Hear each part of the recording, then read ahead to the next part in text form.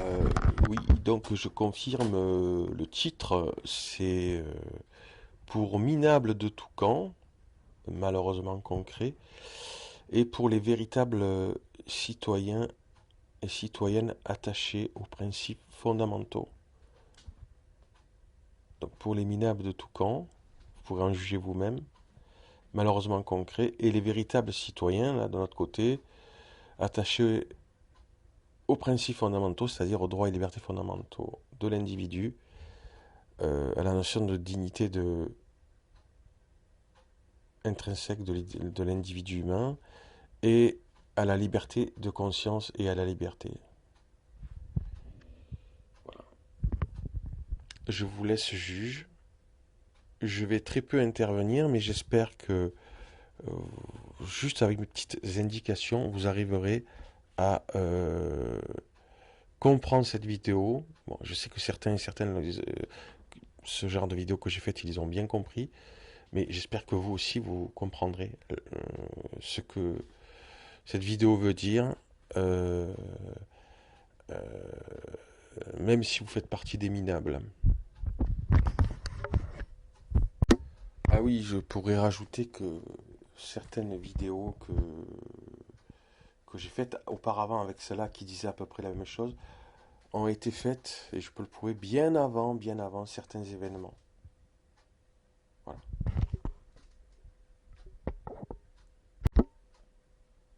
Et je propose aux gens d'être attachés aux principes et à la notion de dignité de l'individu humain plutôt qu'à quelconque administration, qui pour le moins, déjà dans cette vidéo, on peut le voir, est quelque peu versatile et prête plus que quiconque, comme elle se doit, hein, dans toute société humaine, responsable, digne et républicaine, donc, à payer le prix de leurs fautes, les avouer publiquement, sans orgueil, etc., donc de servir convenablement. Malheureusement, que ce soit telle ou telle administration, je suis pas sûr. Donc, pour finir, j'assume le titre de cette vidéo. D'ailleurs, chacun peut commenter. Euh, et pour certaines très bonnes raisons que vous allez pouvoir voir dans cette vidéo. Et chacun, avec moi, peut répondre en commentaire, que ce soit sur YouTube ou sur Facebook.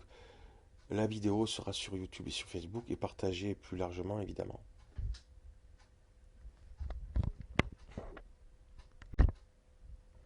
Donc, je vous demande de tout simplement maintenant d'écouter cette vidéo quand vous aurez le temps, parce qu'il faut l'écouter attentivement.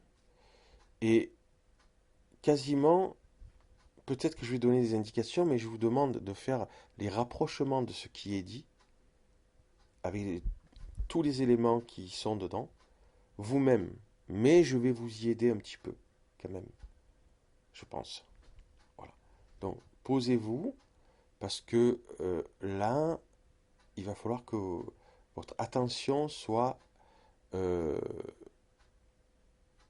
complète. Et c'est pas pour seulement déceler des minables, en tout cas premièrement, c'est pour vous faire prendre conscience, euh, encore une fois, que vous ferez mieux d'être attaché aux principes fondamentaux de liberté de conscience, de liberté d'expression, etc., etc.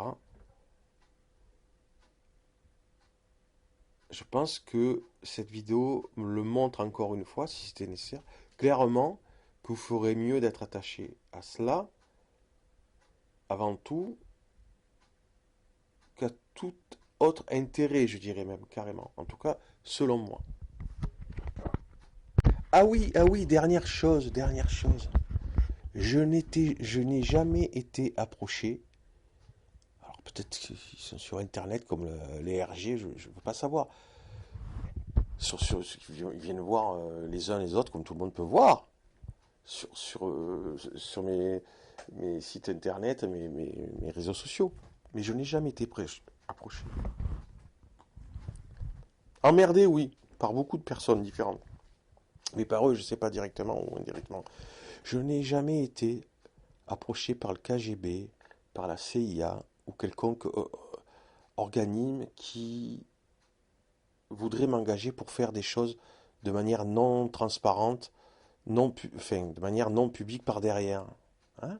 Et vous allez voir dans la vidéo que c'est pas totalement débile ce que je suis en train de vous dire. Donc dernière précision, non, je n'ai jamais fait partie de la CIA, du KGB ou quoi que ce soit d'autre. Hein. Et qu'il y en a besoin, vous allez le voir vous-même, et en tout cas qu'il y en a certains qui ont besoin de l'entendre. Eh bien voilà, vous l'avez entendu. Maintenant, bonne méditation citoyenne. Voilà, c'est ce que je vais dire. Tiens. Bonne méditation véritablement républicaine et ou citoyenne. Et bonne concentration parce que vous allez en avoir besoin. Corps.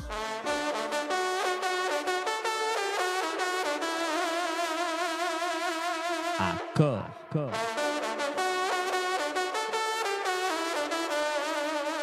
Corps à corps. Et donc, ce corps à corps, vous le savez, on en a fait même une pétition pour parler des atteintes à la liberté d'expression, pétition d'ailleurs que vous avez très largement signée. Eh bien, je vous le disais, la liberté d'expression est en danger. Eh bien, la semaine dernière, encore une fois, 2 attaques contre cette liberté d'expression. C'était jeudi dernier. Nous avons eu de nombreux exemples et 2 commissions d'enquête sont allées encore dans ce sens-là. D'abord, la commission d'enquête de l'Assemblée nationale pour l'attribution des fréquences TNT, pour laquelle CNews a été pris pour cible. Je dois vous faire écouter d'ailleurs ce passage du rapporteur et initiateur de la commission à l'Assemblée nationale jeudi dernier, Aurélien Saint-Toul, député de la France Insoumise. C'est pas exactement notre sujet, mais quand même, il faut l'entendre pour bien comprendre ce qui se passe aujourd'hui. Écoutez Aurélien Saint-Toul qui pose une question au directeur général de CNews, Serge Dadjar. Écoutez ça. Au Kremlin, ce qu'on appelle parfois les médias dits de réinformation, mais en général, la réinformation, c'est l'information pro-russe. Alors ça, pardon, on va échanger tout de suite et c'est pas grave. On va reprendre le sonneur. Vous avez des organismes aussi directement liés à la Russie. Bien brièvement, il y a 2 questions de mon collègue Caron auxquelles vous n'avez pas répondu. Condamnez-vous l'assassinat des journalistes palestiniens et condamnez-vous la censure opérée par le gouvernement israélien? J'estime avoir répondu aux questions du député Caron. Vous me permettrez de vous demander à nouveau de répondre soit par oui, soit par non. Vous avez prêté serment de dire la vérité, toute la vérité. Et donc, je vous demande de répondre simplement par oui ou par non, puisque nous ne sommes pas en mesure de comprendre votre réponse jusqu'à présent. La vérité, c'est que je n'ai pas de réponse supplémentaire à donner. Je vois pas. La question, c'est quoi? C'est quoi la question? C'est de prendre parti sur quelque chose, c'est ça, sur un sujet dramatique? Monsieur Caron a formulé une question simple et explicite. Condamnez-vous l'assassinat de journalistes palestiniens et condamnez-vous la censure opérée par le gouvernement israélien? Je me tiens à ça. Je condamne l'assassinat de tous les journalistes et au-delà des journalistes, de tous les êtres humains qui se trouvent d'un côté ou de l'autre de la frontière. Alors, je me permettrais juste de noter que demander effectivement à un auditionné, de fait, à titre personnel en tant qu'individu, cette condamnation ne répond pas à l'objet de cette commission d'enquête. Voilà, donc là, celui que vous entendez à la fin, c'est le président de cette commission d'enquête. Voilà, donc vous entendiez donc Aurélien Saint-Toul, député LFI, poser cette question personnelle. Que pensez-vous personnellement de l'assassinat de journalistes palestiniens et la censure du gouvernement israélien? Alors, on est d'accord ou pas d'accord, dans tous les cas, c'est ici du jugement de pensée. Alors, je voudrais aussi attirer votre attention sur une autre attaque qui a eu lieu exactement le même jour au Sénat, cette fois-ci, commission d'enquête sur les ingérences étrangères, où intervenaient le professeur en sciences politiques Frédéric Charillon, David Colomb et Nicolas Tenzer, qui est le président du Centre d'études et de réflexion pour l'action politique, le CERAP. Donc, écoutez, Nicolas Tenzer, donc toujours ce jeudi 29 février. Écoutez ça. Au Kremlin, ce qu'on appelle parfois les médias dits de réinformation, mais en général, la réinformation, c'est l'information pro-russe, soyons parfaitement clairs. Vous avez une presse complotiste, comme France Soir. Vous avez des organismes aussi directement liés à la Russie. Le journal Omerta, en particulier. Un exemple, je ne comprends pas comment ce journal n'est encore, quelle que soit la liberté d'expression, soit encore disponible. Vous avez, par exemple, des officines Géopragma, dirigées par Madame Galacteros, ancienne conseillère politique des affaires étrangères de M. Zemmour pendant la campagne électorale. Vous avez le Centre français du renseignement, officine pro-russe bien connu, dirigé par un certain Éric Denessé. Vous avez également parfois un certain nombre d'organismes aussi, l'Observatoire franco-russe par exemple, qui est très lié à la Chambre de commerce franco-russe. Je pourrais multiplier les exemples. Puisque nous sommes ici protégés, je me permets de les dire, parce que je pense qu'il faut avoir une conscience très directe, et chacun d'entre nous, d'autres personnes, ont une liste absolument claire d'organismes qui diffusent de manière totalement claire de la propagande liée au Kremlin. Question juridique. La grande difficulté aujourd'hui, c'est que nous avons un certain nombre de complications. C'est-à-dire que, aussi bien je crois qu'il y a effectivement faire attention au risque liberticide qui avait été évoqué par David Collomb à l'instant, autant je pense que nous sommes bons aussi sur tout ce qui concerne, je dirais, le traçage. Maintenant on a plus de vigilance, on a plus de repérage, autant sur l'aspect répressif, soit nous n'allons pas jusqu'au bout des moyens disponibles, soit nous, enfin quand je dis nous, puissance publique au sens large, donc fonctionnaires, d'une certaine manière, vous me permettrez m'y assimiler, nous n'allons pas jusqu'au bout dans l'action de répression. Voilà, c'était un petit peu long comme extrait, mais c'était intéressant d'aller jusqu'au bout justement de cette phrase qui dit qu'ils ne vont pas jusqu'au bout des moyens de répression. Donc voilà, il faut comprendre ce qu'il se passe, le contrôle de nos paroles sous prétexte de réguler et même de conserver notre fabuleuse société démocratique et libérale face aux ingérences étrangères. Et voilà comment les ingérences étrangères pourraient éventuellement servir de porte-drapeau pour lutter contre les voix divergentes à l'intérieur de notre pays. Et c'est bien tout cela qu'on souhaite analyser aujourd'hui avec les deux personnes, notamment, qui sont visées dans cet extrait. Éric Denessé, Caroline Galacteros. Bonjour Caroline Galacteros. Bonjour, bonjour. Et merci beaucoup d'être avec nous ce matin. Vous êtes géopolitologue, docteur en sciences politiques, spécialiste des affaires diplomatiques et stratégiques, présidente des Géopragma, justement, dont on a entendu parler, auteur notamment de cet ouvrage Vers un nouveau Yalta aux éditions Sigest. Et puis nous sommes également avec Éric Denessé. Bonjour. Bonjour Clémence. Et merci beaucoup d'être avec nous ce matin également. Vous êtes directeur du Centre français de recherche sur le renseignement et auteur notamment avec le CF2R de Ukraine, la guerre américaine aux éditions donc CF2R. Alors on vous a tous les deux entendus. Je vais d'abord vous donner, avant d'aller sur le fond de ce qui se passe réellement, peut-être la parole, un droit de réponse, si vous voulez, à cet extrait qu'on a pu entendre de ce monsieur Tenzer. Caroline Galacteros, pour commencer. C'est absolument pathétique de bêtises et de violence, d'une certaine façon, parce qu'on a vraiment l'impression qu'on est entré justement dans un monde complètement, en France, complètement verrouillé, où des individus pareils qui, eux, sont aux ordres de puissances étrangères depuis des décennies, de manière claire, avérée. Mais comment ose-t-il encore se dire fonctionnaire, cet individu?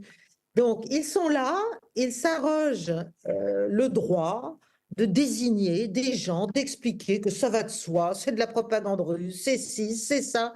Mais je suis désolée, qu'est-ce qui le gêne? Ce qui le gêne, en fait, c'est que dans l'atmosphère qui est aujourd'hui celle de notre pays, qui est une atmosphère en pleine constriction mentale, intellectuelle, qui s'interdit de réfléchir, qui s'interdit de comprendre, qui ne veut plus faire d'analyse, eh bien, les gens qui essaient encore, parce que c'est effectivement difficile, fatigant, décevant, lourd, de continuer à essayer d'expliquer ce qui se passe dans le monde, pas seulement sur la Russie et l'Ukraine, dans le monde d'une manière générale, de façon un peu argumentée, avec un retour sur l'histoire, avec une inscription dans le temps pour essayer de montrer ce qui se passe, pourquoi ça se passe, et ce que l'on devrait faire en tant que Français et en tant que pays important en Europe, notamment là sur ce conflit avec la Russie et l'Ukraine. Eh bien, tous ces gens-là sont voués aux gémonies parce qu'il ne faut surtout pas réfléchir. Il faut continuer plutôt dans la propagande, précisément, dans la désignation de l'ennemi russe, et on doit tous aller comme un seul homme maintenant, avec des décisions gouvernementales inquiétantes, vers, en fait, une véritable... comment dirais-je, une marche à la guerre. On est en train de marcher à la guerre. C'est complètement absurde, c'est ultra dangereux, mais c'est basé sur notre déni du réel, sur notre refus de voir la réalité, sur notre refus de comprendre ce qu'on a fait, ce qu'on a voulu faire et les réactions qu'on a eues en retour. Et tout ça dans un contexte où, en plus, on n'est vraiment pas en position de force. Donc, je trouve cet individu non seulement extrêmement insultant, gratuitement, avec cette espèce de, voilà, la patate chaude dans la bouche, en train de pérorer, de pontifier, n'est-ce pas, et d'expliquer qu'il sait, et que tout ça est inadmissible, et que tout ça est anormal, et que blablabla, blablabla. Donc, il essaie d'impressionner, il essaie d'intimider, il essaie de faire passer pour naturel cette manière de désigner des adversaires. Je n'ai rien de pro-russe, je n'ai rien de pro-américain, je n'ai rien de rien de rien. Je suis une analyse de géopolitique, j'ai une expérience autrement sérieuse que la sienne, je suis désolée, et je ne travaille pour aucune puissance étrangère et il ne peut pas en dire autant. Donc il faudrait juste arrêter de faire n'importe quoi dans ce pays et retrouver un sens des responsabilités. Voilà, je m'énerve un peu, mais ça commence à me fatiguer, moi, tout ça. Oui, Donc, on peut comprendre. voilà. Alors, Voilà. on va parler justement des influences et des ingérences étrangères. Évidemment, c'est le cœur du sujet et contre lesquels on lutte et contre lesquels on ne lutte pas, peut-être. Éric Dénoncé, d'abord, une première réaction peut-être à chaud sur cet extrait qu'on vient d'entendre et qui vous cible également directement. Oui, alors je souris parce qu'évidemment, je suis d'accord à 100% avec Caroline. Et elle a raison de le dire. Elle et moi avons servi l'État dans un organisme qui faisait du renseignement et de la synthèse, qui n'est pas le cas de Tenzer. Alors, moi, d'une manière, je remercie Nicolas Tenzer finalement de nous avoir fait aux uns et aux autres de la publicité, de provoquer ce débat, puisque c'est tellement excessif que ça permet, finalement de générer les réactions dont l'émission de ce matin est un exemple. Je dirais aussi, c'est excessivement jubilatoire finalement d'être traité de partial et de pro-russe par un propagandiste américain avéré. C'est quelque chose de très amusant. Alors, quand vous dites propagandiste américain avéré, peut-être nous, on va tenter d'expliquer ça à nos auditeurs. Vous considérez qu'il a des financements avérés depuis les États-Unis ? Alors, non, je ne parle pas de financement. J'y viendrai dans un instant, parce qu'effectivement, les structures auxquelles il appartient affiche très clairement son orientation. Moi, je crois aussi qu'il y a quelque chose d'autre. Derrière ça, il y a deux éléments importants. D'abord, c'est un individu insignifiant qui n'est pas du tout un expert en géopolitique, même s'il s'auto-décerne cette compétence, et qui a besoin d'exister pour différentes raisons. Donc là, on est effectivement dans la démarche personnelle pour essayer de ne pas disparaître des écrans des médias mainstream. D'autre part, ça traduit aussi le désarroi aujourd'hui de tous ces agents d'influence américains et de leurs donneurs d'ordre, de leurs maîtres, qui voient bien que toute leur stratégie sur l'Ukraine est un échec et qui finalement essaient encore dans un dernier sursaut, non seulement de museler ceux qui, depuis maintenant plus de 2 ans, expliquent de manière rationnelle et factuelle les choses et bien sûr démontrent leur argumentation. Et donc, voilà, ce sont, à mon avis, les derniers soubresauts d'une bête en train de mourir. Et malheureusement, ça donne lieu aux excès que nous avons vus. On en voit sur d'autres sujets. Si on parlait de Gaza, les attaques que l'on voit aujourd'hui contre Villepin, contre Védrine sont totalement délirantes. Voilà, c'est malheureusement une ambiance extrêmement délétère dans laquelle nous sommes. Bien sûr, c'est évidemment pas que pour parler de la prise de parole de cet expert autoproclamé, comme vous le dites, mais pour parler d'une ambiance générale et d'une tendance générale, puisqu'on voit bien, il y a plusieurs attaques en même temps, puis on avait déjà rappelé avant ce qui se passait la semaine d'avant, notamment, on va pas revenir sur tous les sujets, mais notamment avec l'agence Viginum, notamment, qui va pouvoir tracer toutes vos données personnelles à travers vos réseaux sociaux. Mais que se passe-t-il exactement? Vous parliez d'abord d'un expert qui pouvait être porté notamment par les Américains. Et ce qui est intéressant, c'est que cette personne-là a quand même été auditionnée dans une commission d'enquête du Sénat. Et ce n'est pas la première fois, j'ai vu ça. Elle avait déjà été auditionnée il y a 1 an ou il y a 2 ans. Également pour des questions d'ingérence étrangère. Donc, elle est quand même choisie par nos sénateurs comme étant une personne experte sur ces sujets-là. Déjà, ça pose question. C'est-à-dire comment on choisit nos experts aujourd'hui en France. Et notamment également, on pourrait se poser la question de comment on choisit nos experts qui sont sur les plateaux télé en ce moment. Donc, c'est une question. Et aussi, pourquoi aujourd'hui y a-t-il cette tendance générale à aller attaquer d'autres experts qui pourraient avoir des avis divergents en les attaquant et en précisant qu'ils pourraient servir la cause russe, notamment puisqu'il s'agit ici de la Russie. À ce sujet, j'ai entendu une interview au micro de Tucker Carlson, que beaucoup connaissent ici, qui est un ancien animateur de Fox News et qui est désormais sa chaîne, et directement sur Twitter également. Et il interviewait Mike Benz, ancien employé du département d'État et directeur exécutif de l'Internet Freedom Foundation, donc qui est très très grand connaisseur de la question Internet et du renseignement. Et écoutez ce que disait Mike Benz dans cette interview. C'est un extrait qui est déjà traduit en français et on va le commenter derrière. Écoutez ça. Lorsque le Brexit s'est produit en 2016, il s'agissait d'un moment de crise où, soudainement, il n'avait plus à s'inquiéter uniquement de l'Europe centrale et de l'Europe de l'Est. L'idée d'un contrôle russe sur les cœurs et les esprits se dirigeait vers l'Ouest. C'est le Brexit en juin 2016. Le mois suivant, lors de la conférence de Varsovie, l'OTAN a officiellement modifié sa charte pour s'engager expressément à monter des guerres hybrides dans le cadre de cette nouvelle capacité de l'OTAN. Ils sont donc passés de 70 ans de chars d'assaut à cette capacité explicite de censurer les tweets s'ils étaient considérés comme des mandataires de la Russie. Et encore une fois, il ne s'agit pas seulement de propagande russe, il s'agissait de groupes Brexit ou de groupes comme Matteo Salvini en Italie, en Grèce, en Allemagne ou en Espagne par le parti Vox. À l'époque, l'OTAN publiait des livres blancs affirmant que la plus grande menace à laquelle elle était confrontée n'était pas une invasion militaire de la Russie, c'est la perte de 2 élections nationales en Europe. Et tous ces groupes populistes de droite qui, parce qu'il s'agissait principalement de mouvements de la classe ouvrière, faisaient campagne sur l'énergie russe bon marché à un moment où les États-Unis faisaient pression sur cette politique de diversification de l'énergie. C'est ainsi qu'ils ont avancé l'argument après le Brexit.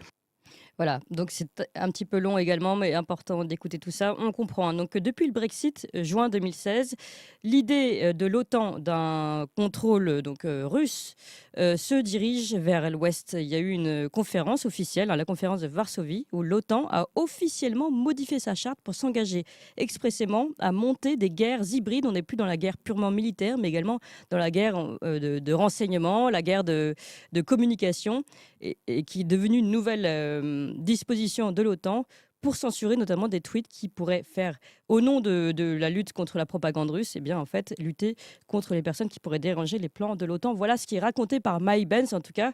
Et c'est un propos qui nous éclaire énormément sur ce qui se passe aujourd'hui en France, Éric Denessé.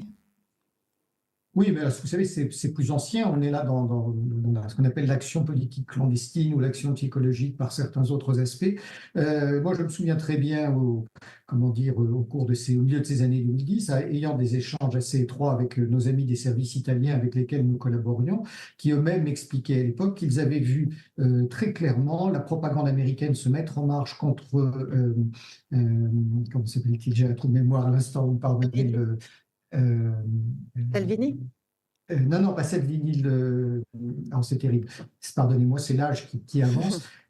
Lorsqu'il le fameux chef d'État était le président du Conseil italien qui était très marqué. Pardon? Non. Oui. Moi, Bon, peu importe. À partir du moment où il s'était rapproché d'Obama, les services italiens avaient vu très clairement que la propagande américaine se mettait en place pour le décrédibiliser. Donc, ce qu'on a vu depuis, c'est la poursuite de cela. Et je crois qu'il faut dire à l'ensemble des auditeurs qu'il faut regarder cette interview de Mike Benz, qui est effectivement l'ancien responsable de cyber du département d'État, parce qu'il montre très très bien comment la structure de l'appareil de renseignement et de propagande américaine s'est mise en place pour inverser les logiques en matière de défense de la démocratie, de lutte contre la désinformation, et finalement faire d'un certain nombre de points de vue qui sont opposés aujourd'hui, je dirais, au discours et au narratif américain, soient considérés comme des atteintes contre la démocratie, voire contre des cyberattaques, ce qui est absolument sidérant. Oui, Caroline Garritero, c'est la même question finalement. C'est pas Berlusconi dont vous parliez tout à l'heure, Éric? Oui, Berlusconi, pardonnez-moi. Non, mais j'avais un doute également. Caroline Garritero, donc, est-ce que vous considérez vous aussi que finalement on est dans un combat qui est devenu hybride, où avant donc on avait un OTAN qui pouvait jouer un rôle aux frontières russes ou contre des ingérences étrangères et certainement de manière légitime, et aujourd'hui que ce même argument finalement se retourne contre l'intérieur des pays, que ce soit en Europe ou même sur place aux États-Unis?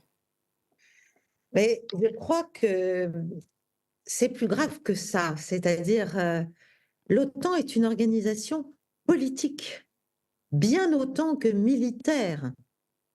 Et il y a une idéologie derrière l'OTAN depuis sa création. Et comme vous le dites, pendant longtemps, durant la guerre froide face à l'Union soviétique, il y avait une légitimité. Surtout, il y avait des méthodes, j'allais dire, de l'OTAN pour s'opposer au pacte de Varsovie qui n'excluaient ni le dialogue, ni les relations, ni la discussion, et qui du coup faisait baisser, en cas de crise ou de montée des tensions, pouvait faire baisser une situation. Aujourd'hui, on est dans une situation où l'OTAN, qui s'est élargie considérablement et approché considérablement jusqu'à l'Ukraine de la Russie, est dans une nécessité d'extension interminable, si vous voulez, indéfinie, de ses capacités et de sa vocation. D'ailleurs, c'est bien au-delà de l'Europe de l'Est, c'est bien au-delà de l'opposition à la Russie. Ça va jusqu'à la Chine, ça va jusqu'à l'Asie, ça va jusqu'au Moyen-Orient. Si vous voulez, depuis la fin de la guerre froide, la persistance dans l'être de l'OTAN a été le principal objet d'inquiétude de ses dirigeants et bien sûr de ses parrains américains. Donc ça, c'est un vrai sujet. J'invite évidemment, comme Éric, à écouter cette interview d'un bout à l'autre, parce que ça montre vraiment très bien, Mike Vance détaille très bien la façon dont l'Internet, dès ses origines, patronné naturellement par la DARPA, c'est-à-dire par l'institution américaine qui est chargée de financer à milliards la recherche à usage militaire. Donc au départ, c'est déjà un instrument à double usage, si vous voulez, civil et militaire. Comment l'Internet a longtemps servi, et dès le début finalement, de moyens d'emprise et d'instrumentalisation de la liberté d'expression qu'Internet permettait, notamment à travers des groupes, à travers tout un tas de gens qui se réunissaient sur des idées, etc., pour les faire travailler. Ça a donné les printemps arabes, ça a nourri des opérations, si vous voulez, de déstabilisation, des opérations d'influence américaine, en utilisant cette liberté d'expression. Et effectivement, à partir du milieu des années 2010, la sauce s'est renversée parce qu'il a fallu commencer à s'occuper sérieusement de cette reprise de confiance et reprise d'influence de la Russie, notamment à partir de 2015 en Syrie, et trouver les moyens de légitimer une opposition de plus en plus dure et donc un mouvement on a refermé la liberté d'expression, on cherche à la contrôler.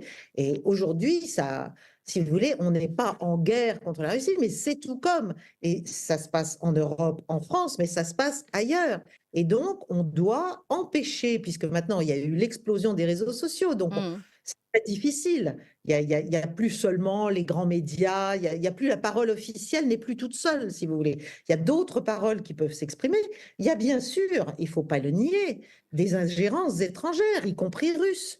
Il y a des actions, évidemment. Beaucoup de pays le font dans tous les autres. Enfin, je veux dire, c'est le propre. D'ailleurs, c'est le sujet qu'on va aborder également avec Yves Bonnet, qui va nous dire finalement les ingérences sont partout. Il ne s'agit pas d'être naïf, mais seulement de réagir de manière équilibrée à chaque ingérence. Oui, en tout cas, moi, je ne fais pas de l'ingérence russe. Je ne suis pas le porte-parole de l'ingérence russe ou de la Russie ou de je ne sais quoi, si vous voulez. La géopragma, on essaie juste de réfléchir aux questions géopolitiques sous un angle pragmatique, réaliste et global. Voilà. Parfois, le réalisme nous oblige à avoir une autre vision que celle de l'occidentalisme ambiant. C'est aussi la question. Mais justement, il y a une lutte contre le mondialisme. C'est ça qu'il faut comprendre. Il y a une lutte des mondialistes contre tous ceux qui proposent autre chose. Notre vision.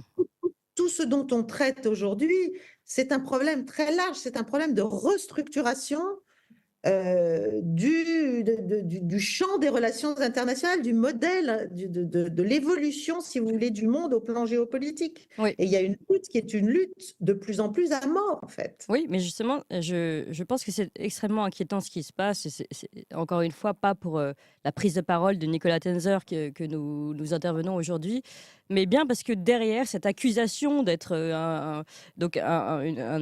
comment dire, une plateforme de recherche comme Géopragma ou Éric Denessé, le Centre français de recherche sur le renseignement, d'accuser ces centres d'être pro-russes est une façon d'annuler et d'effacer ou de balayer les oppositions qui pourraient avoir une autre vision que la vision officielle aujourd'hui dans l'Occident. Et c'est bien ça qui est inquiétant, en fait. C'est cette façon de détourner les choses et de lutter contre des ennemis, entre guillemets, des ennemis intérieurs. Éric Denessé. Oui, alors ce à quoi on est confronté, c'est une forme d'excommunication moderne. Alors j'utiliserai le mot excommunication justement en deux mots, c'est-à-dire que la façon aujourd'hui dont on essaie de museler la liberté d'expression et les points de vue différents, divergents, c'est justement leur interdire l'accès aux médias, alors principalement aux médias mainstream, mais Dieu merci, il nous reste les réseaux sociaux, les médias sociaux, les médias dits de réinformation. Les fameux qui sont cités par... Voilà, exactement. Mais à partir de ce moment-là, ça ne marche pas. Par contre, j'évoquais tout à l'heure le fait que nous ayons face à nous des propagandistes américains avérés. Je crois qu'il faut regarder un certain nombre de personnages qui, depuis 2 ans maintenant, lancent des attaques. Nicolas Tenzer, dont on parlait, est membre de l'Aspen, a été membre de l'Aspen Institute et est membre du CEPA, qui est un centre de recherche sur l'Europe basé à Washington. On n'est pas membre de tel think tank par hasard. C'est quand même quelque chose de très clair. On n'y entre pas par hasard et l'orientation de ces groupes est très marquée. D'ailleurs, Mike Benz, dans son interview, explique que l'Aspen Institute est quand même dirigé par d'anciens membres de la CIA, de la NSA et du FBI, ce que je confirme, et qu'on y trouve Condoleezza Rice et Madeleine Albright. Donc, quand on travaille pour ces gens-là, je me pose la question de l'objectivité. Et du coup, on comprend très bien les attaques. Mais on l'a vu l'année dernière, un amiral en retraite a attaqué de la même manière tous ceux qui défendaient les positions de Moscou, selon lui. Quand on gratte un peu, on trouve que cet amiral est marié à une américaine et membre du conseil d'administration de l'Open Society. Et puis, on a aussi la Fondation pour la recherche stratégique, un Bruno Tertré qui essayait de critiquer tout le monde et qui lui-même, a d'ailleurs été le seul chercheur français qui a défendu et légitimé en 2003 l'invasion américaine de l'Irak, alors même qu'elle était en contravention du droit international, qu'elle était opposée à la politique française. Et ce garçon est toujours en poste dans un des principaux think tanks de défense français soutenus par l'État. Donc, rien de surprenant à ça. J'ajouterai aussi quelque chose qui me paraît important. Oui. On est rentré dans une logique où finalement, quoi que disent les Russes, c'est faux, qu'on ne peut pas faire confiance à Poutine, que tout message qui arrive de Moscou, toutes déclarations sont obligatoirement fausses, qu'on ne peut pas négocier avec lui. Or, en tant qu'analystes, nous écoutons, nous, tous les discours de Poutine, nous regardons tout ce que publie Moscou. Il y a effectivement, comme le disait très bien Caroline tout à l'heure, des vraies opérations de propagande, mais ces opérations de propagande, elles sont d'abord dirigées vers le peuple russe pour entraîner l'adhésion. Et on les voit très très peu en Occident. Donc ceux qui nous disent c'est de la propagande russe, j'aimerais qu'ils m'expliquent où est-ce qu'ils la voient, parce que si on n'est pas doté de VPN, si on n'a pas accès à des médias étrangers pour voir comment la Russie fait sa promotion, finalement le public français ne peut quasiment pas le voir. Mais à partir de ce moment-là, quand on écoute ce que dit Poutine, eh bien, force est de constater qu'un certain nombre de choses qu'il dit sont tout à fait justes. Donc en tant qu'analyste, dire à un moment donné les positions, y compris de notre adversaire, sont des positions qui se défendent, doit être quelque chose que nous devons faire. Donc c'est trop facile de jeter le bébé avec l'eau du bain comme certains le font, mais encore une fois, quand on connaît leurs origines et leurs accointances, c'est pas très difficile de comprendre pourquoi ils le font. Oui, mais justement, il y a une vraie question aussi derrière ça. Vous dites, oui, en effet, il faut entendre toutes les positions, des positions qui se défendent, ou en tout cas des positions qui s'entendent et qu'on doit entendre, même c'est notre devoir si on veut avoir une diplomatie réaliste, comme on le rappelait tout à l'heure. C'est ce qu'on appelle la réelle politique. Alors, j'aimerais bien comprendre pourquoi aujourd'hui un Nicolas Tenzer, un Bruno Tertré, ou alors celui qui est à la tête de Reporters sans frontières qui a porté plainte contre CNews, toutes ces personnes-là sont mises en avant par nos médias, par nos institutions, par les commissions d'enquête, etc. Tandis que d'autres qui proposent d'autres sons de cloche sont complètement excommuniés, excommuniqués, comme vous le disiez tout à l'heure. Il y a aussi de ce côté-là soit une naïveté, soit une perméabilité aussi de certaines ingérences plus importantes que d'autres. Ici, je parle évidemment de l'ingérence américaine. Caroline Garrigues-Terros. Oui, alors tout à fait, vous l'avez très bien dit, perméabilité de certaines ingérences, et notamment américaines, et définition de ce qu'est le juste, le vrai, la seule vérité. Et là, on est quand même dans des mécanismes qui sont des mécanismes de fermeture idéologique et de déconnexion avec le réel. Parce que très honnêtement, que ce soit Eric, que je connais bien depuis des décennies, effectivement, nous avons travaillé, été formés au même endroit, etc.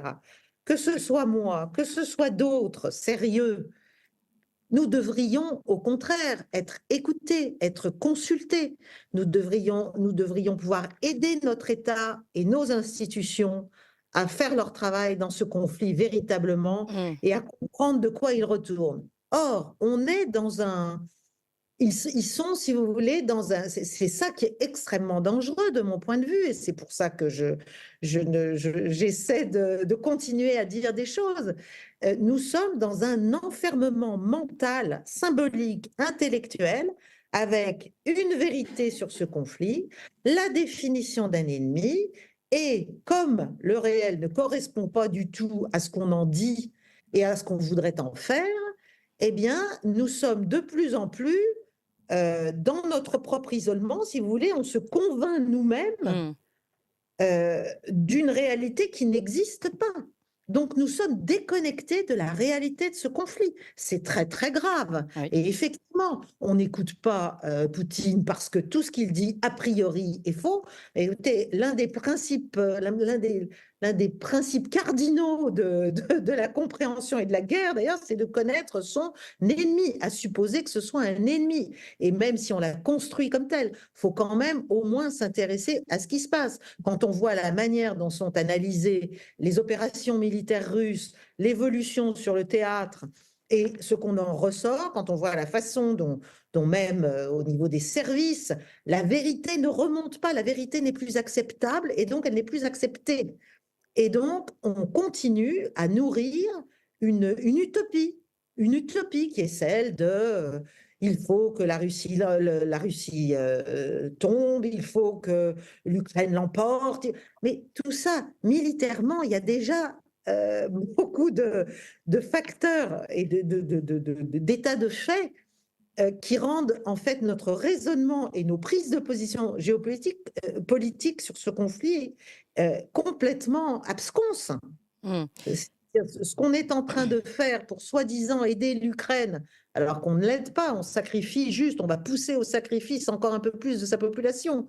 Donc pour aider soi-disant l'Ukraine à l'emporter parce que c'est juste, c'est bon, c'est vrai, c'est grand, tout ça, ça peut très mal se terminer et on ferait bien d'écouter ce que disent les Russes et on ferait bien de reprendre langue avec la Russie vite. Ouais, voilà, voilà ce que je veux dire. Donc c'est ça le problème, on est dans un enfermement, il n'y a plus de connexion avec la réalité. Oui, mais je voudrais, en plus de cet enfermement et de cette perméabilité, on va dire, des ingérences ici américaines, en Europe et en France en particulier, parler de la deuxième partie de cet extrait qu'on a pu entendre de Mike Pence, qui explique bien que sous prétexte de lutter contre les ingérences étrangères, donc l'ingérence russe, ça servait aussi à censurer des tweets qui pouvaient être gênants, notamment venus de courants populistes. Et là, je cite Mike Pence. Et ça, c'est particulièrement dangereux. C'est-à-dire que non seulement on parle de la scène internationale et du fait qu'on ne soit plus du tout réaliste sur ce qui se passe réellement sur la scène internationale, mais qu'en plus on est dans un enfermement aussi sur ce qui se passe au niveau national et la politique nationale. On a dans un double enfermement et donc là vraiment dans une forme de dictature sous prétexte de lutter contre un ennemi extérieur, lutter contre les ennemis intérieurs. Je voudrais bien vous entendre là-dessus, Éric de Nessé également.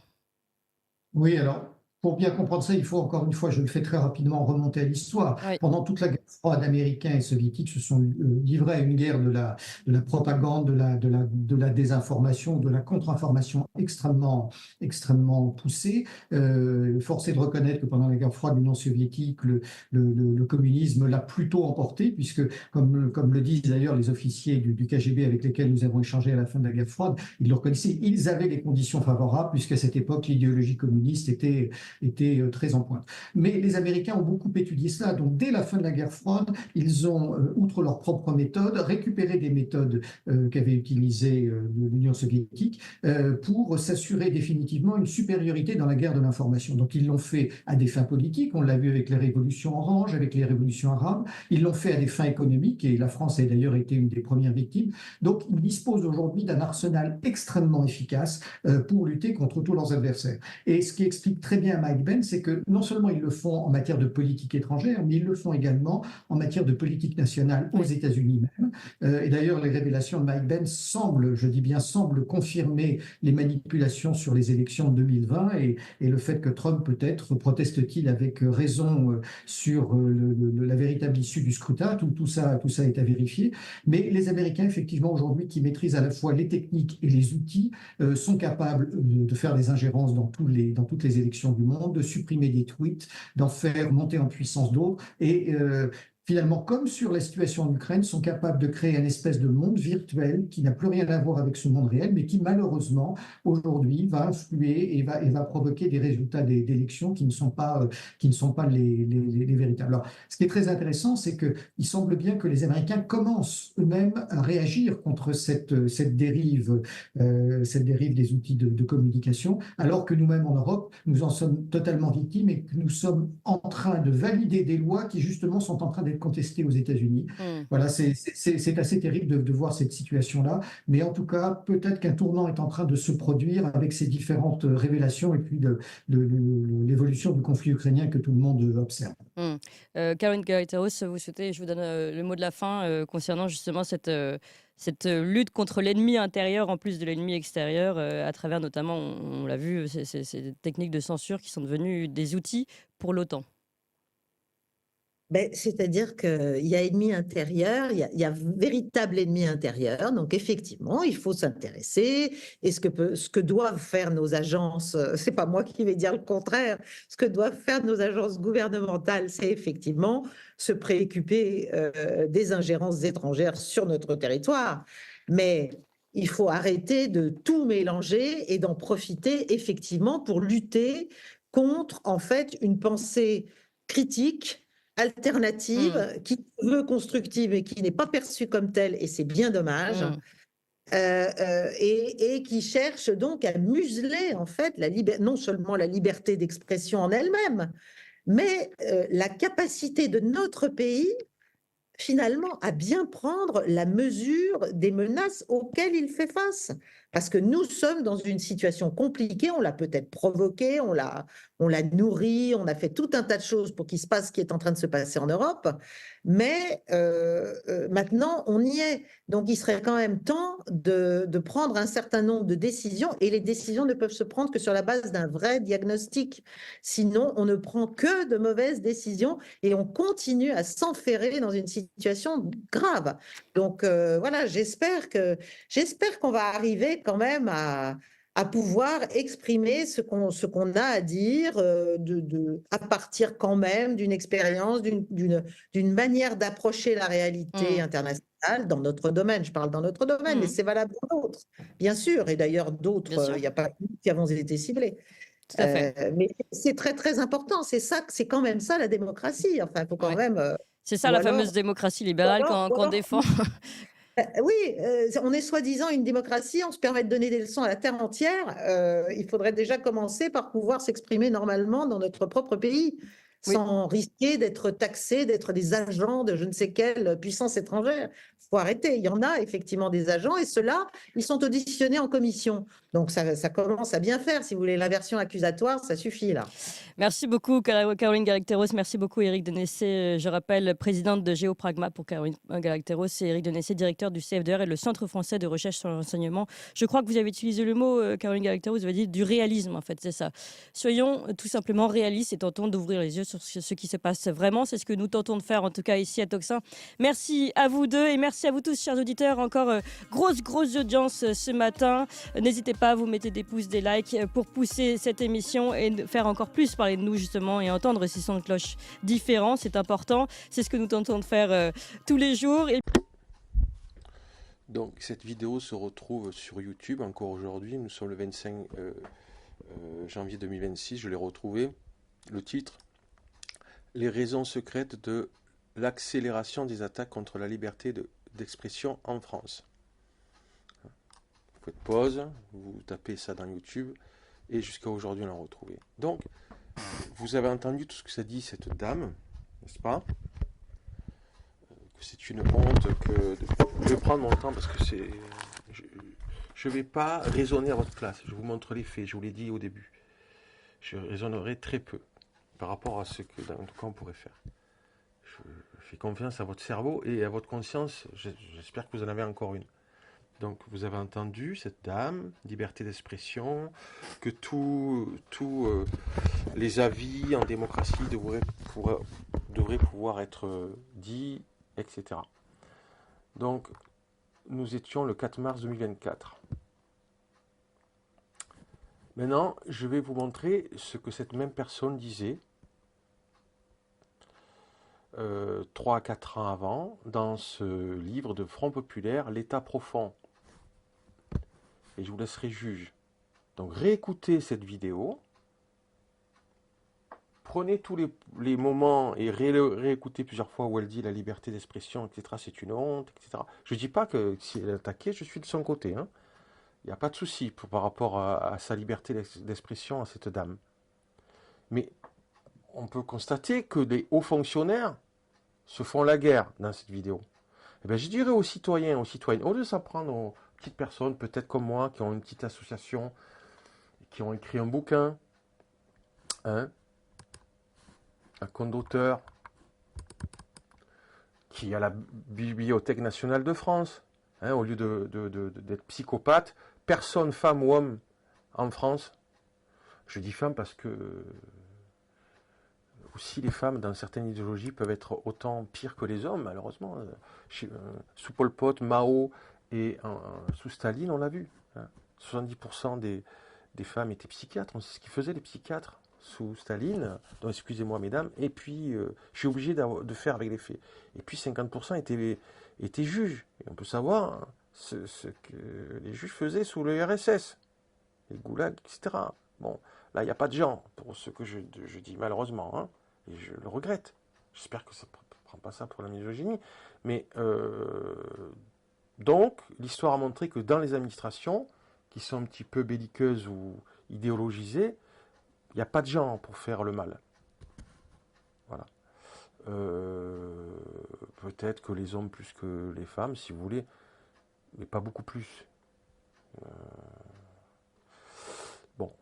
Alors, moi... C'est 2 hauts fonctionnaires. D'ailleurs, il y a une femme là, 2 hauts fonctionnaires. D'ailleurs, je ne pense pas à ça. Hein. Quand on est juge, qu'on est haut fonctionnaire, qu'on est fonctionnaire, il n'y a pas de femme, il n'y a pas d'homme, il n'y a pas d'homo, il n'y a pas de... Voilà. Tu es fonctionnaire et tu dois être sanctionné de la même manière, hein, selon l'article 6 ou 7 de la Déclaration des droits de l'homme et du citoyen. Hein. Surtout la première partie, qui est plus importante que la seconde, où il dit que ceux qui obéissent à des ordres injustes, etc., allez voir vous-même. Donc, on a affaire, dans la vidéo avant, 2 hauts fonctionnaires. Donc, les gens, là, idéologisés d'extrême droite et d'extrême gauche, allez emmerder ces gens-là, plutôt qu'emmerder les simples citoyens. Je ne dis pas que vous devez aller les emmerder, j'ai dit plutôt. Non, ce ne serait pas plutôt logique? Et pourtant, ce n'est pas fait par beaucoup, et on va le voir. Hein? Personne n'a pas les moyens d'essayer d'avoir affaire à ces gens-là, Plutôt qu'au simple citoyen, oh, j'ai pas assez d'argent donc j'emmerde mon voisin. Non, non, non, non. En France, non. Voilà. Donc on a affaire à de hauts fonctionnaires. Vous avez vu comme ils se tirent la bourre. C'est pas moi qui ai des propos belliqueux. Oh, dans sa vidéo, il est belliqueux contre l'administration française. Là, c'est bien des hauts fonctionnaires ou anciens hauts fonctionnaires de l'administration française. On est d'accord. Et ils se plaignent que l'on ne respecte pas, comme cette dame, c'est une fonctionnaire et ou ancienne haut fonctionnaire, qu'on ne respecte pas la liberté d'expression, la liberté de conscience, etc., etc., etc. Bon. Que disait cette dame? Maintenant, nous allons voir dans cette revue 3 ou 4 ans avant. Je suis désolé de faire ça, mais encore hier, il y a eu des comportements inadéquats dans un supermarché. À mon encontre, je ne me plains pas, mais j'assume. Et donc, je suis obligé aussi d'assumer de cette manière-là. Dans donc cette revue Front Populaire, vous avez écouté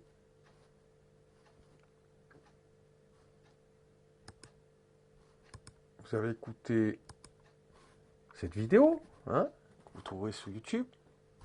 Cette dame, qu'est-ce qu'elle disait, cette dame? Moi, je l'ai achetée. Et voilà ce que cette même dame, hein, pouvait dire 3 ans avant, 3 à 4 ans avant. Sur des gens qu'elle considérait un peu trop comme pro-américaines. En gros, lisez la revue, vous ferez votre idée, mais en tout cas, dans cette revue, il dit ça. Que faire contre un virus aussi malin? Je vais grandir.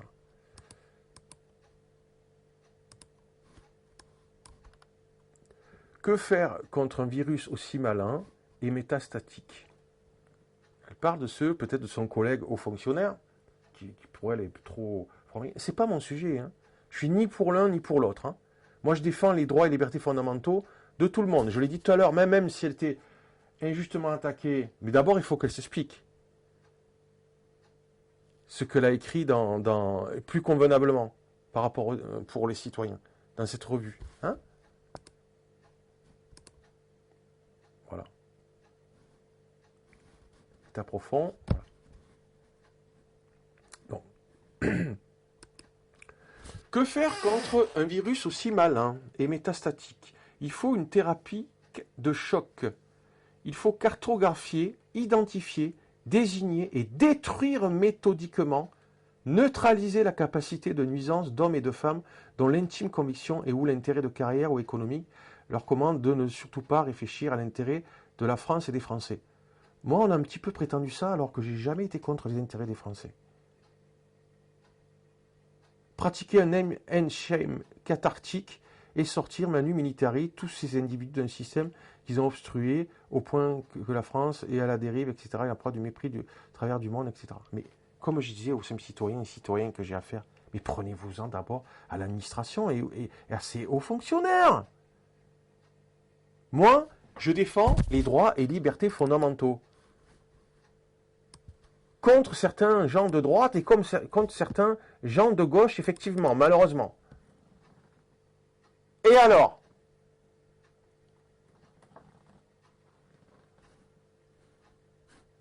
Voilà. Hein? C'est un vieux ordinateur. Il va falloir... Hein. Voilà.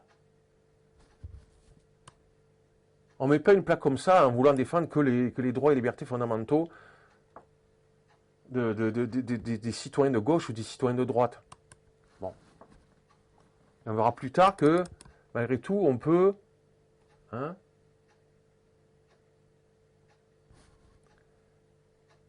être traité de traître ou recevoir ce genre de choses. Et là, je montre que ce qui a pu être attrapé. Hein. Je ne vous parle pas du reste, hein, ce qu'on ne peut pas prouver. Voilà, parce que d'origine protestante, voilà. Hein, il y en a qui... Je vous demande de vous renseigner. Il y a les IA maintenant pour demander, est-ce qu'il n'y a pas des gens d'origine catholique qui trouvent que les protestants mériteraient beaucoup de choses pas très sympathiques parce qu'ils sont protestants? Est-ce qu'il n'y a pas beaucoup de catholiques en France qui pensent comme ça? Ben, vous verrez que oui, il y en a beaucoup. Bon. Je ne me plains pas. Je donne les faits aujourd'hui. Pour ceux qui prétendent, que ce ne serait pas vrai tout ça. Hein, par rapport à certains comportements. Qatar, pas mort. Bon, c'est un souhait pour ma petite personne. C'est reçu dans la boîte aux lettres. Dès que je l'ai eu, je l'ai montré pour avoir une preuve de ce que pensaient les gens, parce qu'on est plusieurs dans la même boîte aux lettres, et à d'autres personnes. Voilà. Et j'ai enregistré leur réaction. Bah, c'est pas très gentil. Hein, voilà. Ça, c'est pas mon écriture. Donc, voilà. Et je leur ai demandé, est-ce que vous pensez que c'est moi qui l'ai mis? Vous pensez que je ferai cette édition? Et dans l'audio, on entend que non, on te connaît. Non. Voilà. Donc oui, il y a des gens comme ça. Mais, et peut-être même dans la haute fonction publique. Et pourquoi? Voilà peut-être les... C'était avant cet article. Donc voilà, les hauts fonctionnaires qui se mangent le bout. Et je ne sais pas si on peut dire qu'ils sont attachés véritablement beaucoup. Donc vous faites pause si vous voulez lire. Voilà. Et en vous rappelant que cette même personne, ce qu'elle dit juste dans cette émission, 3 ans après.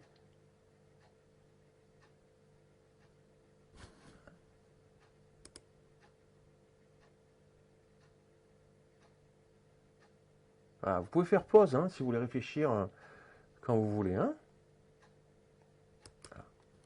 Sur les réseaux, certains qui sont venus, que je ne connais pas, faire ouin ouin. Bon, ils ont le droit de dire que je fais ouin ouin. Bon. Mais dire en même temps certains ouin ouin, nanana, parce que c'est leur intérêt de ne pas se remettre en question, parce qu'ils ont un orgueil démesuré qui les maîtrise et qui les domine. Et donc ce sont des voyous, parce qu'ils se prétendent républicains en plus. J'en fais pas une histoire, mais aujourd'hui, ce sera la seule vidéo où on va remettre un petit peu les choses en ordre, plutôt que de dire ouais, il me semble que c'est mieux de prendre en compte ce que je dis dans cette vidéo.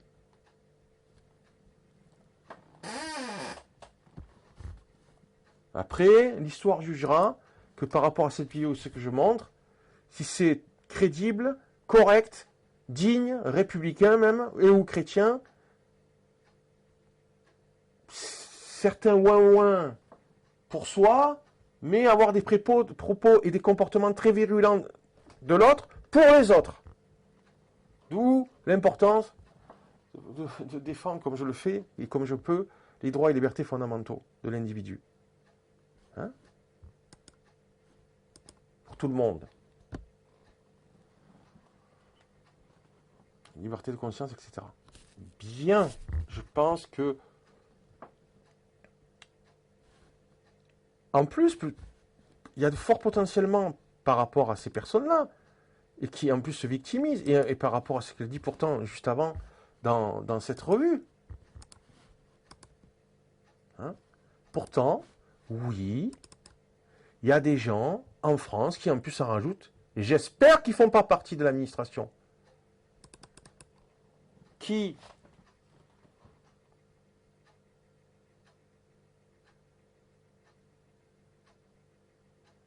C'est pas celui-là.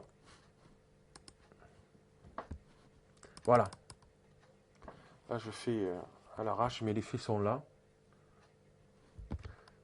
Qui traite les gens comme faisant partie de la CIA, comme si c'était une petite accusation. C'est juste une accusation d'être un traître. Comme ce monsieur, il a plus sa vidéo, mais il y a 2551 personnes qui l'ont vu, et qui très calmement dit, réponse à Alain Soral, parce qu'il est évangélique. Je ne défends pas les évangéliques plus que les autres. Voilà.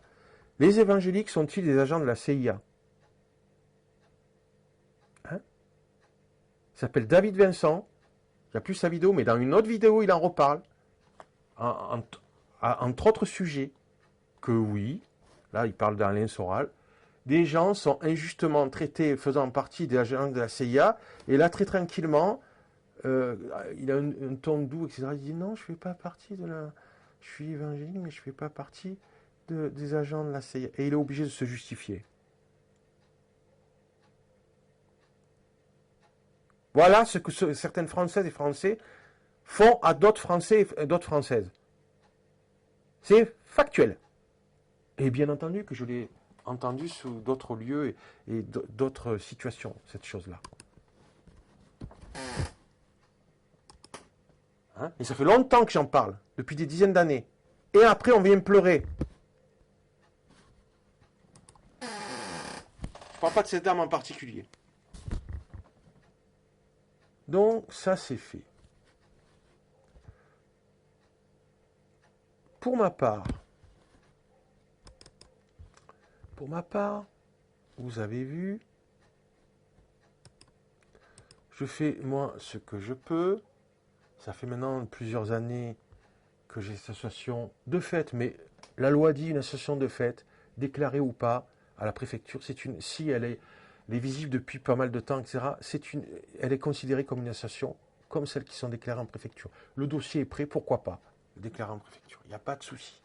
Mais, en tout cas, il y a encore quelques années, si je suppose que la loi a changé, il y en a qui sont légalistes, et c'est les plus pourris. Ah non, la loi dit... Non, mais à l'époque où il y a cette plaque, je ne sais pas si c'est le cas encore, mais en tout cas c'est le cas dans beaucoup de pays démocratiques, association de fait, si tu ne te caches pas d'avoir créé une association, c'est mon cas, c'est dans la rue, hein, la plaque. Eh bien, tu es reconnu comme une association comme une autre. Pourquoi? Parce que tu n'es pas un fourbe qui se cache. Et d'ailleurs, certaines se déclarent en préfecture, ils font parfois des... Voilà. On peut déclarer, il n'y a pas de souci. Mais légalement, par rapport à la loi, c'est reconnu comme une association. Point barre.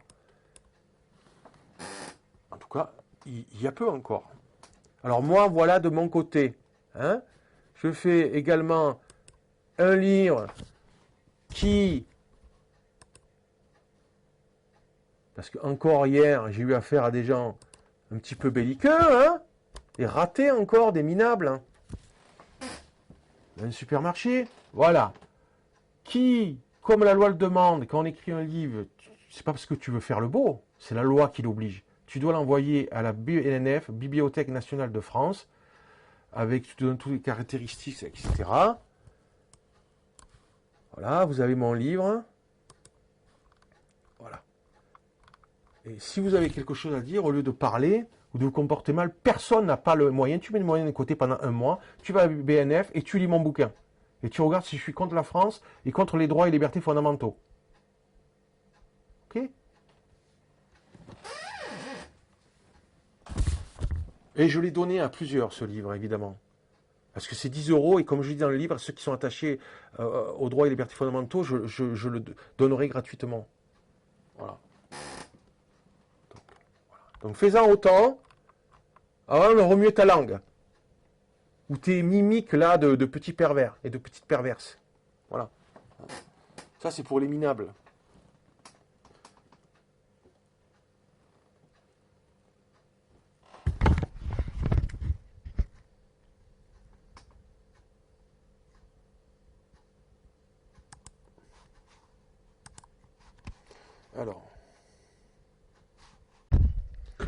Alors, d'où ça vient cet orgueil, certains diraient, on peut le dire, ce délire, et ces persécutions que certains peuvent avoir.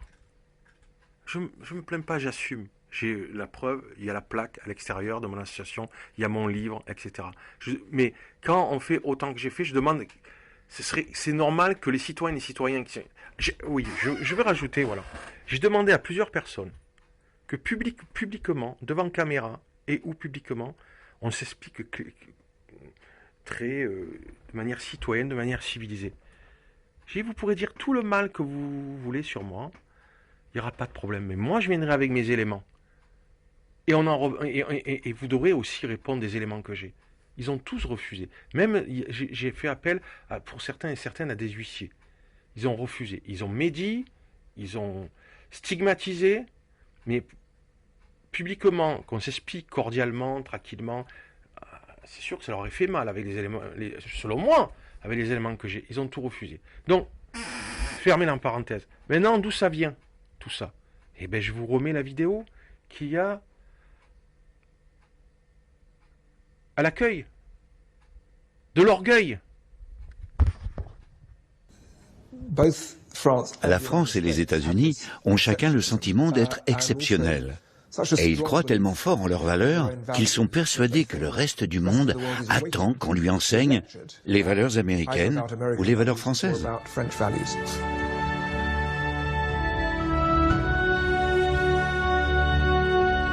Le problème des Français aux yeux des Américains, c'est qu'ils prétendent occuper le même créneau qu'eux.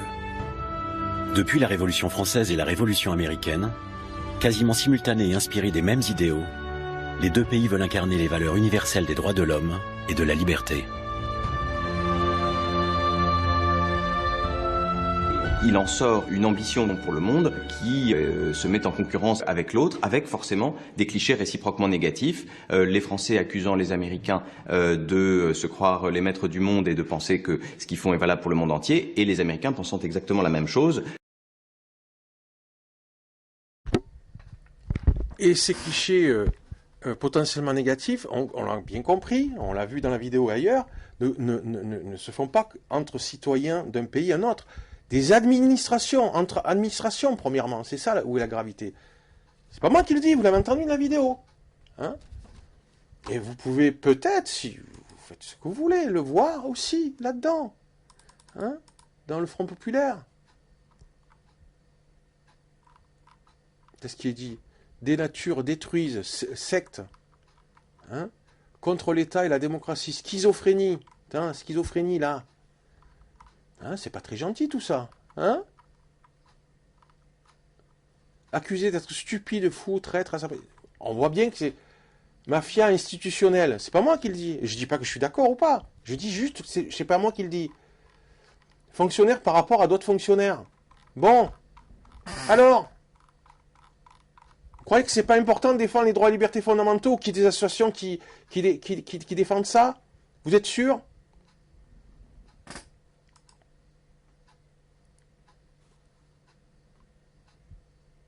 Je répète, en ce qui me concerne,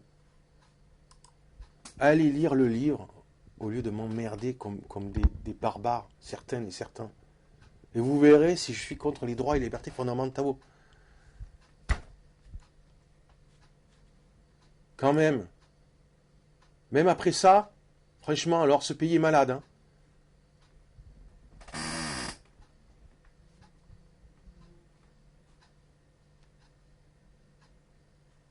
Hein? Qu'est-ce qu'on voit dans ce article, bien sûr, de mai 2001 sur le monde diplomatique? Les sectes cheval de Troie des États-Unis d'Europe. Qu'est-ce qu'on voit? Tiens, on peut aller voir, c'est maintenant que je le vois.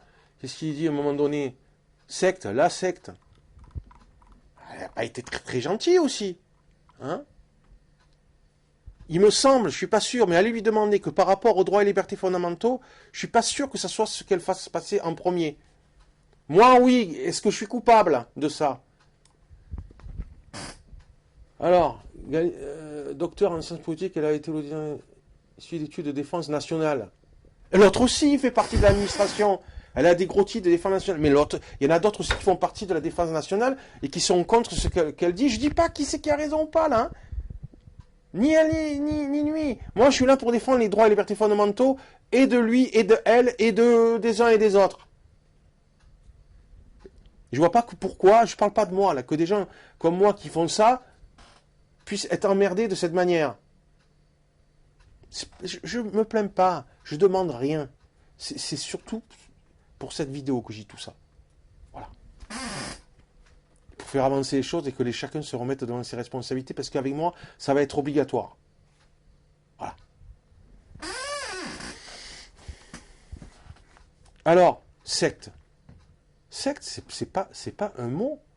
C'est pas un mot neutre, secte. Hein? Eh bien, moi, je dis que certains qui prétendument font partie de sectes doivent être condamnés comme ceux qui font partie de l'Église catholique, de l'Église évangélique, de la franc-maçonnerie, qui se comportent mal. Mais ils doivent être condamnés autant que des catholiques, francs-maçons, évangéliques, athées, matérialistes, scientistes, etc. Doivent être condamnés s'ils se comportent mal. Mais aussi doivent être condamnés convenablement. Et pas ostracisés de manière immorale et déraisonnable. Parce que sinon, Je me rappelle, en 1995, c'était pas vous, les témoins de Jéhovah avaient été montrés du doigt. Il y avait des salles qui avaient été brûlées, des témoins de Jéhovah qui avaient été agressés. C'est regrettable. Mais oui, mais non, c'est parce qu'on les a... On avait dit c'est une secte, hop, il faut leur taper dessus. C'est regrettable. Nous, on ne tape sur personne, on dénonce des dangers. Mais même les Nations Unies ne sont pas d'accord avec vous. Rappelez-vous, ils ont posé des questions. Je me rappelle de résolutions des Nations Unies, de prise de position en disant « Attention, en France, on a une drôle de conception des sectes. » Ce sont des ONG qui sont des faux-nés de ces organisations sectaires qui sont accrédités auprès de Ah l'ONU. ouais, ça c'est trop facile. Quand c'est les Nations Unies qui vous mettent en cause, Non, c'est quoi, ils sont infiltrés par les sectes. Ce sont des ONG. Donc il faut être mesuré, et beaucoup de dites citoyennes et de dits citoyens ne le sont pas.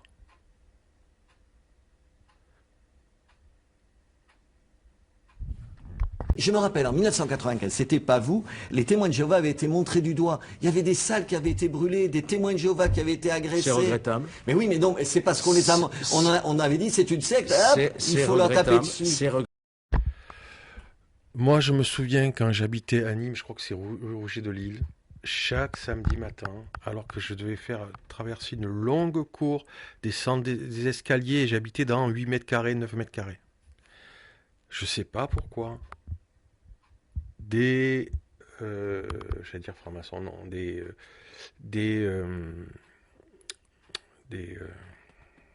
témoins de Jéhovah venaient.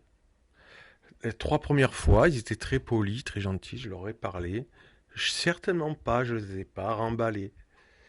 Et puis, au bout de la 4e, à peu près, j'ai dit, s'il vous plaît, venez tôt le samedi matin, il me faut que je descende et tout ça, que je revienne à la porte. Vous êtes très poli, très gentil, mais j'aimerais que vous veniez plus. Mais ils sont restés polis. Et ils revenaient quand même. Parfois, c'était pas les mêmes, ils venaient en couple de 2. Bien. Très gentiment, une seconde fois, je leur ai dit, ils venaient quand même, j'ai dit, renseigner. Et comme ça, hein, vous m'avez rien fait de mal, etc. Comme ça, peut-être certains, je sais qu'ils les remballent, bon, on n'est pas obligé d'être... De toute façon, quand on trouve quelqu'un de barbare, on n'est pas obligé d'être à son niveau et se comporter comme tel. J'ai pas dit que c'était leur cas, hein. Eux, ils étaient très polis, mais ils me dérangeaient. Et en plus, c'était pas juste, comme je dis, chaque fois, il fallait que je... Et en plus, que je passe devant des gens. Donc, parfois, en pyjama, en robe de chambre, que je descends des escaliers, que je passe dans la cour, que des gens me voient en train de faire ça, et c'était eux. Bon. Il est vrai que j'ai demandé, après, à la police, est-ce que vous pouvez leur demander gentiment, parce qu'apparemment, je comprends pas, j'ai rien contre eux, qu'ils ne passent plus. Mais c'est de manière raisonnable. Je n'ai pas à dire, ah, c'est ces sectes, je ne veux plus les voir, etc. On pense ce qu'on veut, mais c'est des êtres humains. Quel que soit le titre des gens, francs-maçons, athées, scientistes.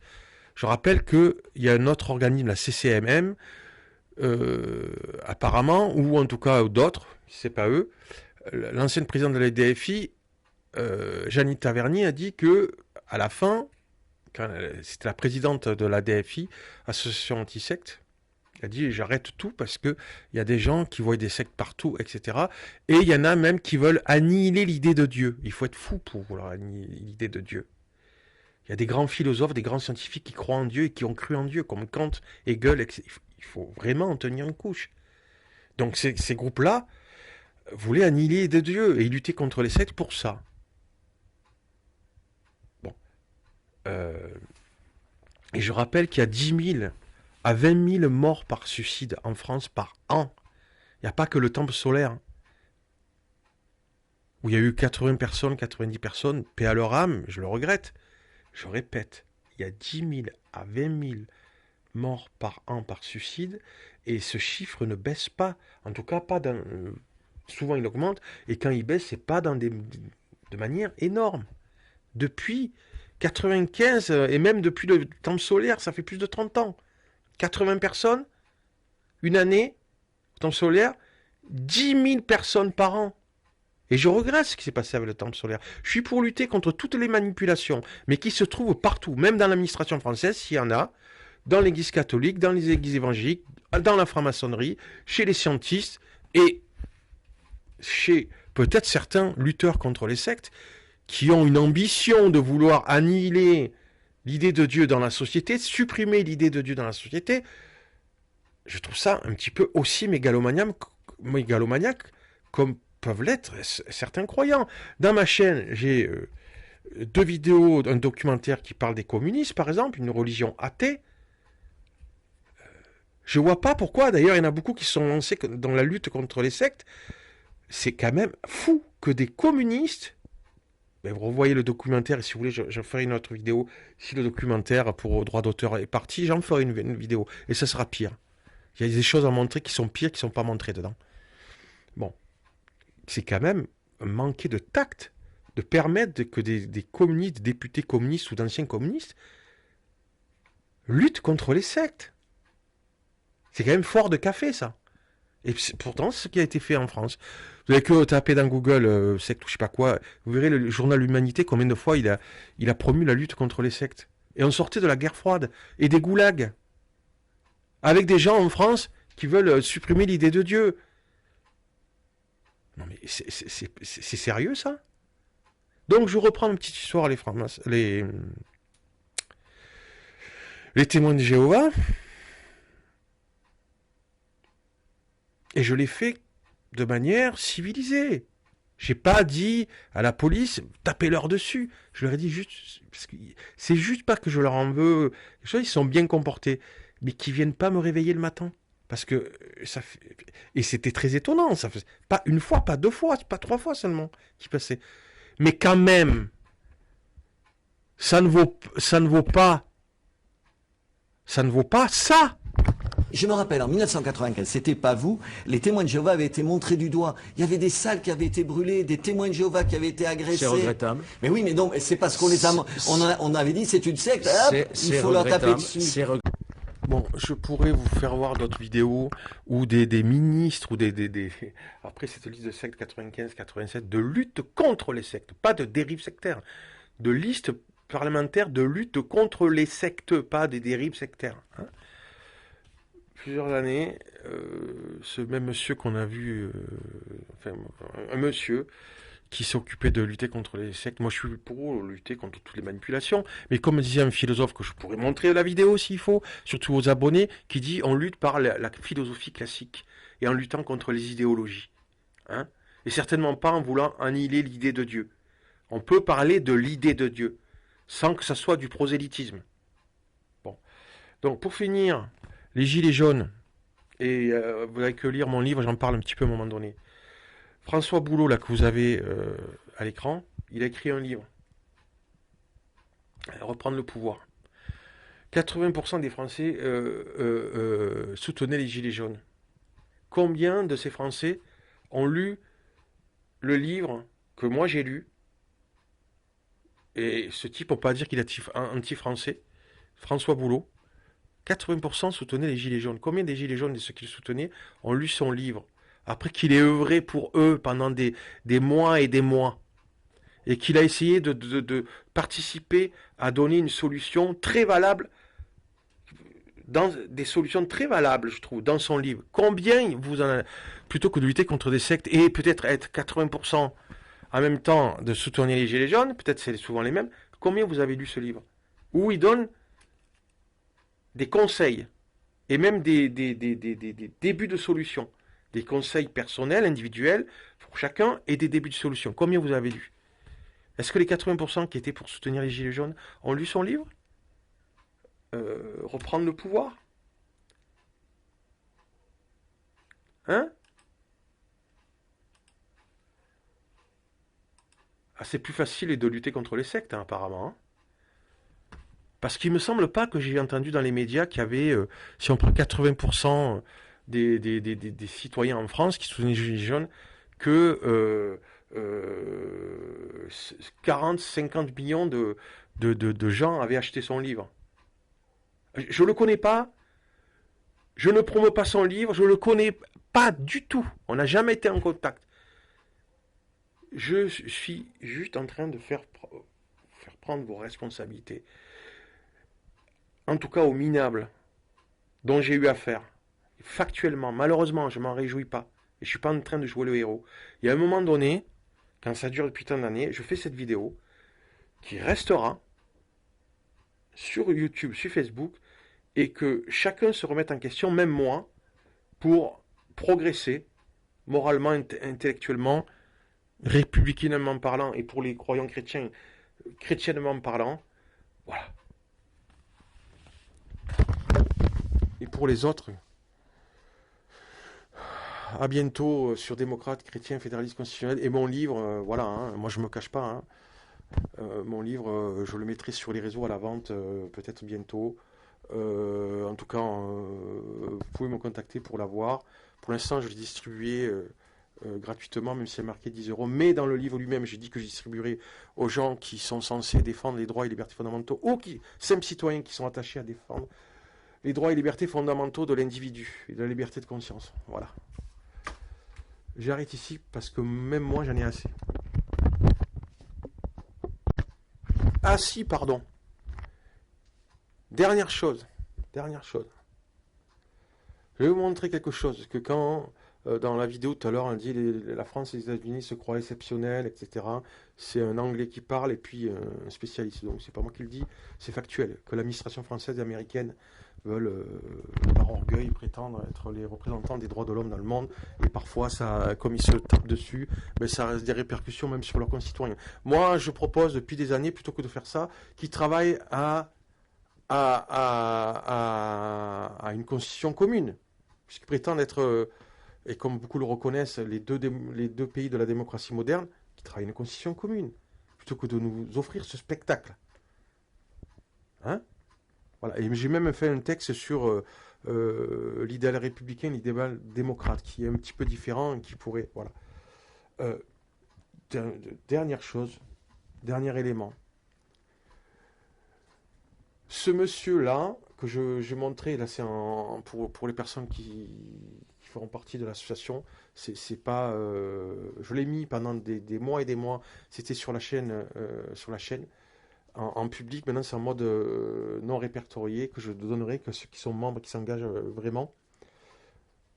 Ce monsieur, je n'ai jamais voté pour Éric Zemmour, ce monsieur sur la page de Zemmour est américain, et il n'arrête pas de taper sur Zemmour. Je ne dis pas que c'est bien ou mal, c'est pas mal le sujet. Et il est américain, il vient, et voilà. Je ne dis pas qu'il a raison ou tort, d'ailleurs aussi, de taper sur l'administration française, ou en tout cas sur la France. Demandez aux gens de l'administration qui revoient ces fils d'actualité sur Zemmour. Ce monsieur, il était là pendant des mois et des mois, tous les jours, ou quasiment tous les jours, pour critiquer la France, les Français, etc. À un moment donné, enfin, je finis ma phrase, demandez aux renseignements généraux ou je sais pas quoi, vous allez au fil de discussion de Zemmour, chaque fois qu'il intervient sur un poste de Zemmour, allez voir si je suis contre la France. Je suis d'abord pour les droits et libertés fondamentaux. Mais lui, je lui ai posé la question. Je lui ai parlé aussi qu'est-ce que pensez-vous à un moment donné, sans la France, l'indépendance des États-Unis aurait été difficile et beaucoup de spécialistes, comme je le crois, impossible. Il n'y aurait pas eu des États-Unis sans la France. C'est la France. Les autres pays, s'ils n'avaient pas aidé les États-Unis pour leur guerre d'indépendance, ça n'aurait pas fait ça n'aurait pas été crucial.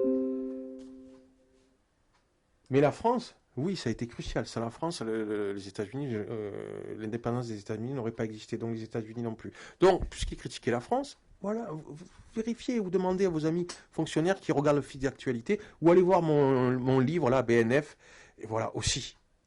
Hein, parce que quand, malgré ça, on continue mais qu'on se fout de ma gueule, qu'on ne fasse pas perdre du temps pour des bonnes raisons, quoi, en fait. C'est tout. Si je le mérite, il n'y a pas de souci. Bon. Et donc, allez voir. Donc, effectivement, ce monsieur, peut-être, il fait partie de l'administration. Pendant des mois, il venait cracher un petit peu sur la France, etc., etc. Il y a John Edouard, hein. Je connais. J'ai scanné plein de trucs pour le prouver, tout ça. Je dis pas que c'est bien ou c'est mal, qu'il ait droit, pas le droit, mais on voit mon positionnement, de l'autre côté. On voit là un Américain peut-être comme certains membres de l'administration française, qui sont orgueilleux par rapport, comme on dit dans la petite courte vidéo, la France et les États-Unis se croient exceptionnels, etc. J'ai parlé des Français, là, des Américains, et on voit comment je réagis. De la même manière. Et je lui ai dit, mais donc, sans la France, etc., il m'a traité de fou, c'est n'importe quoi, c'est pas vrai, bien sûr que c'est vrai. Mais lui non plus, il n'accepte pas certaines choses en tant qu'Américain, hein, comme certains Français et Françaises dans l'administration française. C'est factuel. Donc on a affaire à des gens qui n'acceptent pas le réel et qu'on ne parle pas de secte là.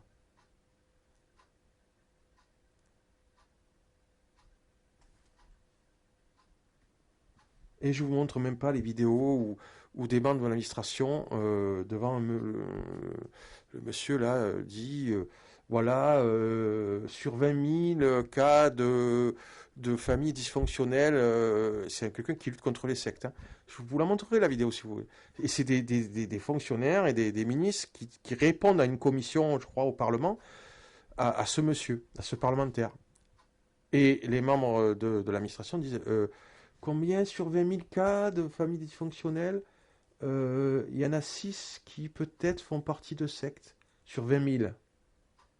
Hein, c'est comme les 10 000 suicides par an en France, qu'apparemment la France n'arrive pas à gérer depuis 30 ans. Depuis le Temple solaire, qui a eu 90 suicides, les enfants, j'ai du mal à dire qu'ils sont suicidés, que les parents ont tué plutôt, mais les parents, il paraît qu'ils sont plutôt suicidés. Bon.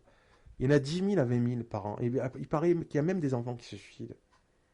Voilà, je dis ça, je dis rien. Là, devant cette commission parlementaire, sur des familles dysfonctionnelles, etc., par rapport à leurs enfants, ils posent la question. Le fonctionnaire répond, ben, je crois qu'il y en a 6-10. Je dis que oui, il faut s'occuper, il y a un problème avec 6-10. Il faut s'occuper des 1990 autres qui font pas partie de sectes, qui sont dysfonctionnels par rapport à leurs enfants. Non. Plutôt que d'aller brûler des gens qui peut-être nous plaisent pas, mais qu'il faut débattre. Moi, je suis pour débattre. D'ailleurs, par rapport dans cette même commission, je crois, on parle de témoins de Jéhovah, qu'on leur dit, est-ce que c'est vrai qu'ils refusent la prise de sang dans cette vidéo que j'ai vue, hein, ils disent, oui, on arrive quand même à les convaincre au final. Donc, mais je suis pour que vous débattiez pas contre, avec ou des gens en disant que vous pensez que c'est la vie démocratique. Que vous, dans votre doctrine, comme la doctrine communiste était un gros problème, on ne l'a pas reconnu encore en France, ça. Eh bien, dans vos doctrines idéologiques ou religieuses, il peut y avoir des problèmes. Il faut débattre. Mais on ne va pas jusqu'à brûler, sans débattre, brûler les endroits où les affaires des gens. Moi, il y a eu des affaires aussi, il paraît-il, avec des enfants. Enfin, je ne veux pas m'avancer, mais je suis pour qu'on traite le sujet. Mais il y a des affaires ailleurs que dans les témoins de Jéhovah de pédocriminalité potentielle. Hein. Il faudrait vérifier, mais en tout cas, il y a eu des affaires qui ont été conclues comme réellement des faits concrets, qu'il y a eu de la pédophilie chez les témoins de Jéhovah. Je ne me souviens pas si le jugement a dit oui, c'est acté. Je ne me souviens plus. Mais il y en a ailleurs aussi. Vous voulez qu'on donne les statistiques, hein, comme tout à l'heure? Donc, il faut lutter contre la manipulation mentale. Ça se règle par la philosophie classique de peut-être d'éviter, même si on a à la fois la religiosité extrême, d'éviter l'idéologie, débattre même de l'idée de Dieu, philosophiquement, de manière civilisée, et puis voilà. Donc, juste pour dire, vous voyez, là sur l'écran, oui, je suis prêt à reconnaître qu'il y a une mégalomanie aussi du côté des Américains et de l'administration américaine. Est-ce que je dis le contraire? D'ailleurs, il y a mon livre. Je ne suis pas en train de parler en l'air, là. Vous verrez ce que je dis dedans. Et vous verrez ce que je dis dans la Moi, quand j'étais abonné, à un moment donné, aux journaux, j'étais abonné au Monde, au Figaro, au côté de droite et de gauche. Donc, voilà. Après, bon, j'ai plus m'abonner. Voilà. Pourquoi je vais voir? Parce que c'est lui, c'est ce John Edouard. Je voulais savoir combien de temps ça allait durer et jusqu'où il allait aller. Et oui, évidemment, chez ce monsieur, il y a une arrogance américaine. Effectivement aussi. Mais dans la vidéo, là, la France et les États-Unis se croient exceptionnels. Il le dit, c'est pas moi. C'est factuel. Et il est là le problème. Jamais de la vie, ceux qui ont mené l'idéal républicain, en tout cas l'immense majorité, philosophes des Lumières, qui sont souvent chrétiens d'ailleurs, ou humanistes, prônaient l'arrogance, l'orgueil.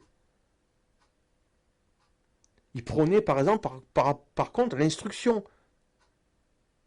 Hein, chacun peut s'instruire aujourd'hui, même si tu n'as pas pu faire des études, tu peux aller à la FNAC et t'instruire, comme moi j'ai fait, j'ai lu des dizaines de milliers de pages.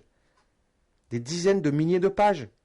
Et si j'avais pu plus, j'aurais lu 30 fois plus. Bon. Là, j'arrête là définitivement parce que, oui,